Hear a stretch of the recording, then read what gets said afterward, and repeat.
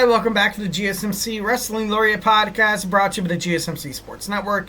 I'm your favorite wrestling fan here, Eric Rodriguez, every Monday through Friday, 8 p.m. Pacific time, 11 p.m. Eastern time here to talk about the greatest thing in the world, professional wrestling, all the action inside and outside the ring, backstage curtain calls, rumors, dramas, and updates. We talk about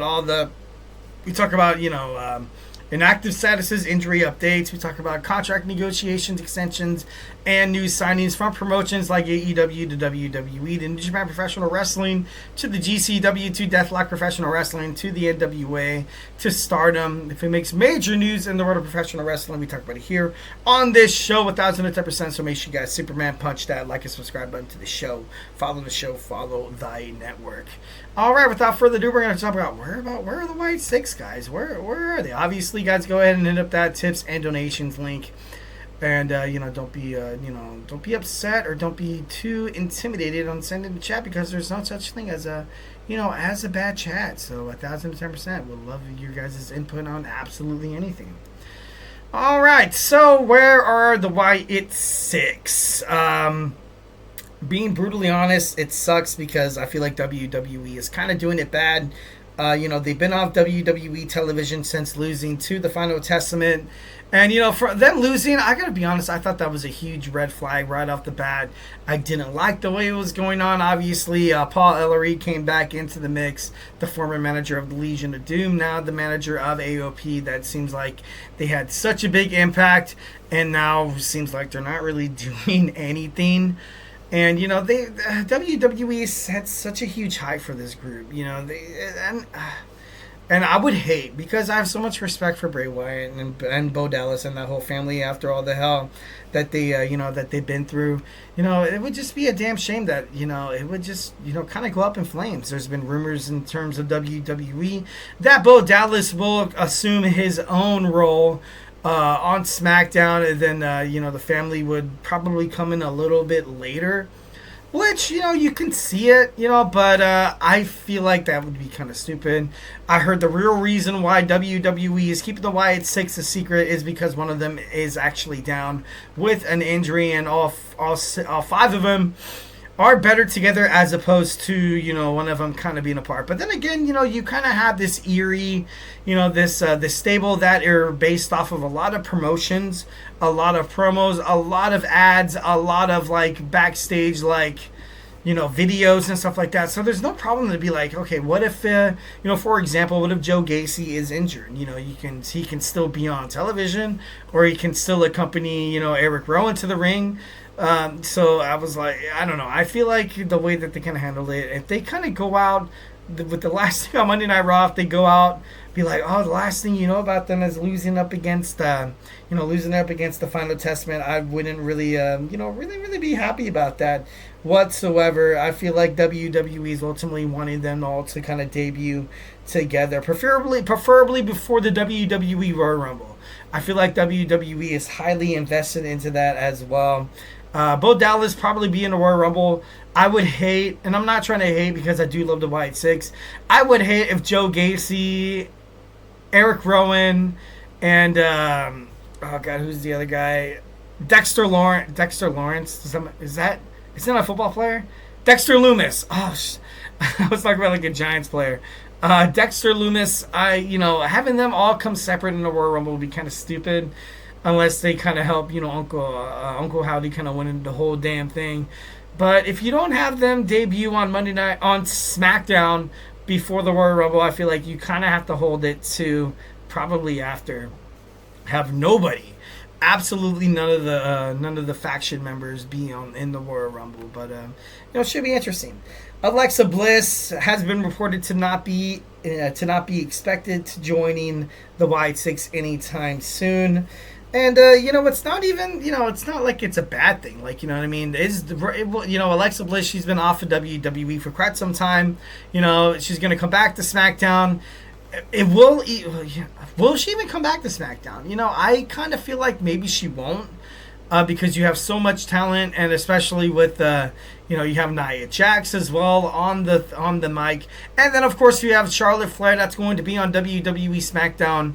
And she's going to be like the standard. You have a whole bunch of stars. You have obviously Michin Niven, Piper Niven as well, Chelsea Green. You have Jade Cargill, Bianca Belair, the WWE Women's Champion Tiffany Stratton. Like I said, Chelsea Green, Naomi. And, I feel like ultimately you will see Metaphor come to SmackDown. Chikara Jackson and Lash Legend. You have a lot of talent on SmackDown already. Will Alexa Bliss even show up on SmackDown? I feel like she won't. Maybe she'll go to WWE Monday Night Raw. Yeah, B-Fab, a rising star. I personally think that they're kind of doing B-Fab a little dirty there in WWE creative writing. She has every single talent that you can imagine what it takes to hold a title, either tag team, Intercontinental, United States, WWE World Heavyweights. It doesn't really matter in the women's division. She looks like she can hold her own inside the ring, and it kind of sucks that I would expect more than B-Fab a little bit, but not it's not B-Fab's fault, but but I don't want to see what I don't want to see in terms of the Wyatt Sicks. I don't want to see this whole dog and pony show happen again. They're gonna have to make their debut on SmackDown, but I don't want to see the same destruction. I don't want to see the same creepy, eerie videos passed back and forth with Nikki Cross giving it to Pat McAfee or something like that. Like, I just don't think that's the right thing to do. Well, in this case, it would be Joe Tessitore, Wade Barrett. You already did it. You already did it when they came to WWE, so do not do it when they come to SmackDown. I don't want to see a wash, rinse, and repeat ultimately approach. And their number one storyline that's kind of keeping them linked to WWE SmackDown right now is their storyline with The Miz. Really? Are they going to be super popular chasing the freaking Miz? Is that something that the Wyatt family, something that Uncle Howdy could ultimately wrap the storyline head around? I'm not a huge fan of it. Not a huge fan of it whatsoever. This faction obviously I feel like is in deep, deep trouble, and I feel like there's only one man that can fix it: Bron Strowman. Bron Strowman recently on WWE Saturday Night's Main Event was seen brutalized by the Samoan Werewolf, Jakob Fatu. He was beaten up really, really bad, and it got to a point where it was like, how could a man so big look so, at the same time, so vulnerable? And, maybe Eric Rowan will come out. Maybe it'll start this new beautiful storyline between the young Bloodline and the Wyatt Sicks. If you're going to make that happen, I feel like at this point, that's the only thing that would really honestly kind of restore the credibility of this new Wyatt Sicks faction, having them go up against, the Samoan Werewolf, Solo Sikoa, Tama Tonga. I know right now they're kind of outmanned. You have 4 guys from the Wyatt Sicks, plus Braun Strowman. Maybe you have Hikuleo, Lance Inoue coming through, maybe Zila Patu as well. There's a lot of potential, but a lot of people say that this new young Bloodline storyline is over. I don't think it's over. I feel like it is going to be going through, it's already set through a minor setback, but I feel like it's going to be revamped some way, somehow, and maybe this is it. Maybe this is it. And I feel like it would be awesome to see them kind of do that. And like I said, Braun Strowman comes back to ultimately help the Wyatt Sicks, kind of restore order here. But like I said, it's, only time will tell. Only time will tell. Triple H could possibly be building up for a nice little feud. But honestly, I feel like WWE writing kind of wants people to know, kind of wants people to believe that Bo Dallas is not his brother Bray Wyatt, is not his brother Bray. And, and people see that. Uncle Howdy, doesn't really hold a candle to what Bray Wyatt was achieving on WWE television, obviously. I feel like Bo Dallas is aware of that as well.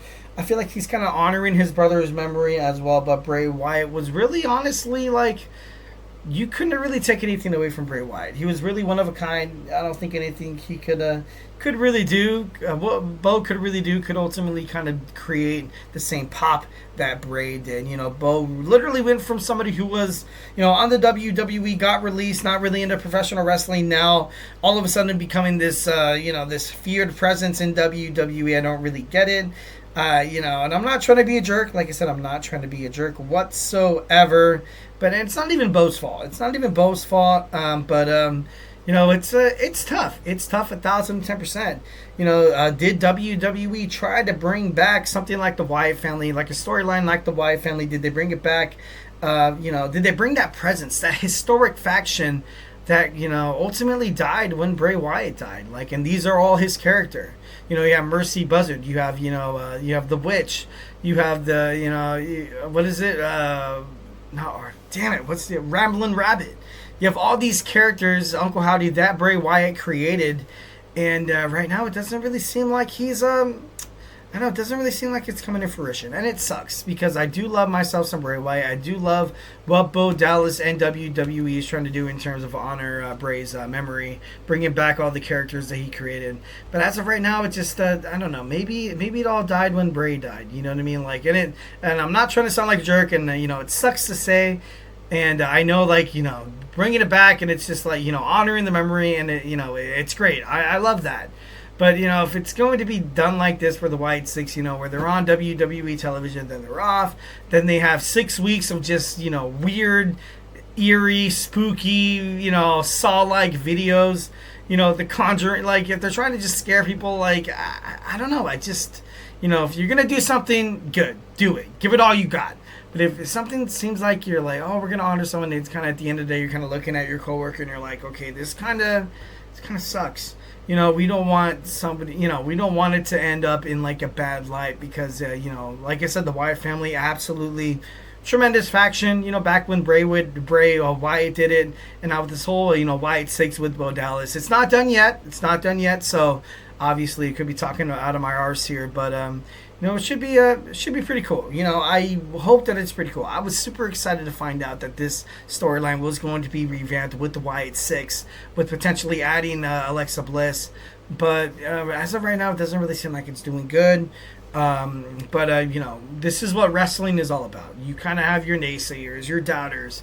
This is what they want you to do. They want you to doubt it. That's the kayfabe about it. And now they're going to come back bigger, better, and stronger than ever. I hope 1,010% that they come back, shove a sock in my mouth, and they prove me wrong. So, Next, we have wrestling power rankings, guys. We got the top 10 men inside professional wrestling. So grab your favorite snack, grab your favorite ice cold beverage. You join me here in about 20 seconds. So wait, do not go anywhere.